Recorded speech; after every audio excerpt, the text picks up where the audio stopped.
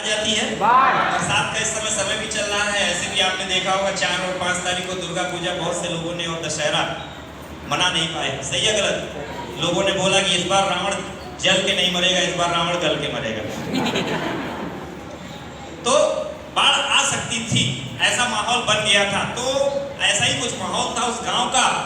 बाढ़ आई, जब बाढ़ आई और गांव में पानी घुसने लगा तो गांव वाले भारत सरकार की भविष्य क्या बोलते हैं सूचना आई कि भैया गांव खाली कर दो, क्योंकि पीछे से और संभावनाएं हैं, पानी बढ़ेगा ही घटेगा नहीं। तो ढेर सारे गांव वाले क्या किए, गांव छोड़ करके चले गए ऊंचे स्थान पर।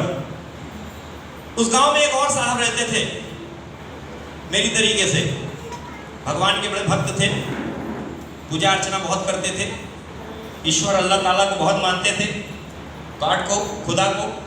बोले मैं देखो 5 वक्त का नमाजी हूँ, मैं जो है जाकर के मंदिर में पूजा भी करता हूँ, मतलब सब कुछ मैं करता हूँ, ऊपर वाले को याद करने मैंने कोई कोर कसर छोड़ी नहीं है, इसलिए मैं तो यहीं बैठूंगा, आप लोग जाइए, मेरा भगवान आएगा मुझे बचाने के लिए, मेरा भगवान आएगा मुझे बचाने के लिए, आप लोग जाइए। वो लोग चले जाते हैं गांव वाले, वो बेचारे वहीं रहते हैं। पानी थोड़ा और बढ़ता है और नाव आती है। नाव पर जो नाविक होता है, जो चला रहा होता है, चप्पू मार रहा होता है, कहता है भैया दादा दादा चलो, हमारे साथ चलो, पानी बढ़ रहा है, कुछ भी हो सकता है। बोले नहीं, ऐसा करो तुम जाओ, हमने पूरे जीवन पूजा की है, अभी हम जाएंगे नहीं, इसलिए नहीं जाएंगे क्योंकि हमारा भगवान हमें बचाने आएगा। वो नाव वाला चला जाता है, फिर थोड़ा और पानी बढ़ता है, स्टीमर आता है, स्टीमर वाला भी होता है, वही क्वेश्चन करता है, उसको भी वही जवाब मिलता है और वो भी वापस चला जाता है। थोड़ा और पानी बढ़ता है और वो पंडित जी जाकर के, जो पुजारी थे, पूजा जो अर्चना करते थे, जो भक्तगण थे, भक्त जो इंडिविजुअल भक्त थे, वो क्या करते हैं, जा करके छत पर बैठ जाते हैं अपने मकान के।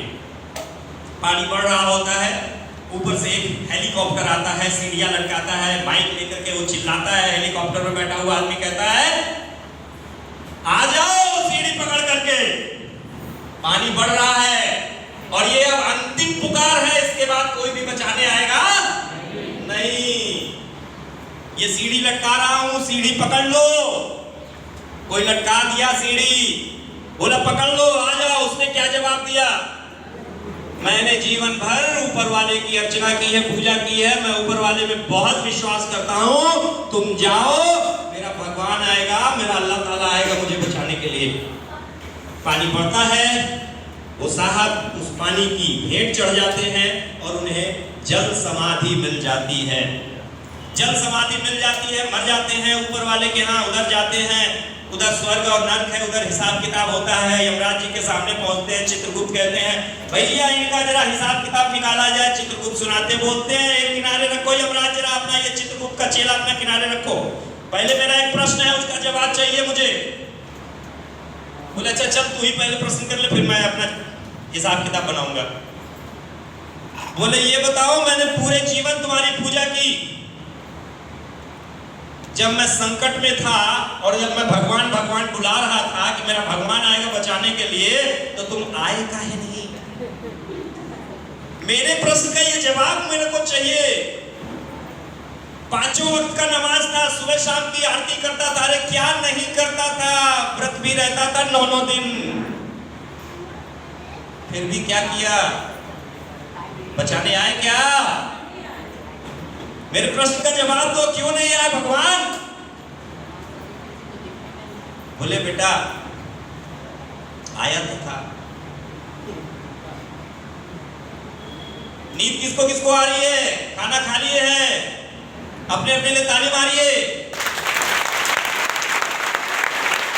बोले बेटा आया तो था, आया तो था। वो जो गांव वाले जब जा रहे थे और एक आवाज जो तेरे कान में पड़ी थी, अरे वो गांव वाले का वेश रख करके मैंने ही आवाज लगाई थी, लेकिन तू नहीं माना, तू नहीं समझा। जब वो नाव वाला बुला रहा था, अरे कोई और नहीं था बेटा, मैं ही भेष बदल करके नाव लेकर के गया था तुझे बचाने के लिए। वो स्टीमर वाला भी मैं ही था, और वो हेलीकॉप्टर पर आवाज चढ़ करके मैं ही लगा रहा था, आ जाओ।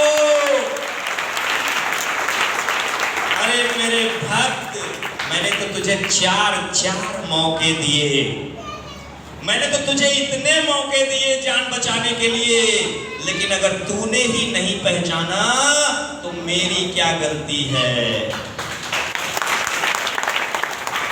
ये कहानी मेरे जीवन में कहां से फिट बैठती है। मेरे सामने भी अपॉर्चुनिटी कई बार आई, लेकिन मैं बार बार उस ऊपर वाले को धन्यवाद देता हूं कि सही समय पर सही समझ आ गई। भगवान का रूप ले लेकर के मेरा अपलाइन बार आज जो अपलाइन है बार आ रहे थे, समझा रहे थे, अलग अलग तरीके से समझा रहे थे, अलग अलग जगह पर मिल रहे थे, समझा रहे थे। दोस्तों, ये कहानी आपके लिए किस तरह से सही हो सकती है।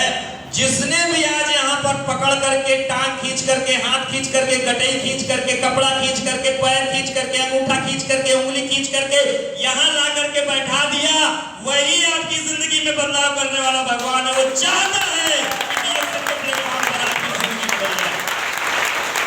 तो दिल से चाहता है आपको पहचानना हो, आपको पहचानना होगा। डीएक्सन ने अपना दम लगा दिया, 200 से ज्यादा देशों में आज है, 30वीं सालगिरह मनाने जा रहा है। प्रदीप माझी जी सफल है क्योंकि इन्होंने अपना दम लगा दिया, मुकेश वर्मा सफल है क्योंकि इन्होंने अपना दम लगा दिया, रितु मैम सफल है, नरेंद्र सर सफल है क्योंकि इन्होंने अपना दम लगा दिया है। सब कुछ दिख रहा है।